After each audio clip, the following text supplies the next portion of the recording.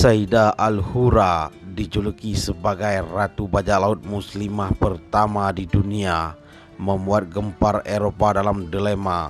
Rupanya saat memegang kekuasaan di Maroko, Sayyidah memiliki keinginan untuk menaklukkan kembali tanah kelahirannya yang saat itu dikuasai oleh Spanyol.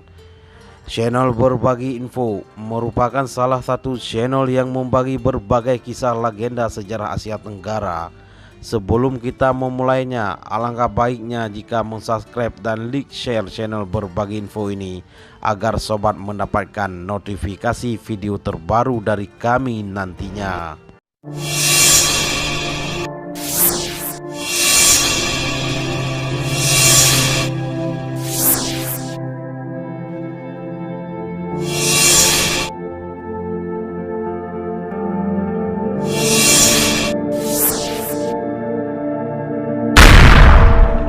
Film animasi Jepang One Fight.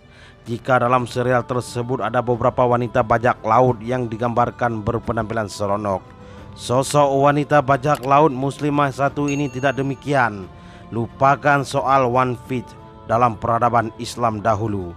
Rupanya ada seorang wanita yang menjadi seorang bajak laut yang amat terkenal, bahkan ia pun dijuluki sebagai Ratu Bajak Laut. Tak disangka-sangka, sang Ratu Bajak Laut tersebut adalah seorang wanita muslim tangguh dan terkenal sepanjang sejarah. Dia adalah muslimah tangguh tersebut adalah Sayyidah Al-Hura yang lahir pada tahun 1485 Masehi. Sayyidah berasal dari keluarga muslim terkemuka di Andalusia. Pada saat berusia 7 tahun, Sayyidah harus melarikan diri ke Maroko untuk mencari perlindungan. Pasalnya, saat itu ia dikejar oleh seorang Ferdinand dan Isabel yang telah berhasil menaklukkan kerajaan Islam Granada di Spanyol. Kemudian pada usia 16 tahun, Sayyidah menikah dengan Sultan Al-Manduri yang merupakan seorang gubernur. Ia bersama suaminya pun berjuang memerangi bangsa Portugis. Pada saat suaminya meninggal di tahun 1515 Masehi, Sayyidah kemudian terpilih menjadi gubernur wilayah Tetuan untuk menggantikan posisi suaminya. Lalu ia menikah lagi dengan salah satu raja Maroko yang bernama Ahmed Al-Wattasi.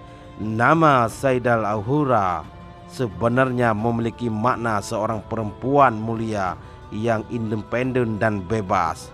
Bahkan Sayyidah merupakan perempuan muslimah terakhir dalam peradaban Islam yang memiliki gelar sebagai Al-Hura.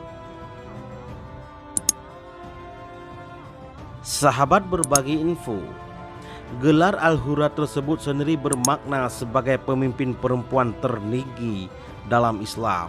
Sebagai seorang gubernur perempuan, Sayyidah memiliki kemampuan memimpin yang sangat hebat dan mengagumkan.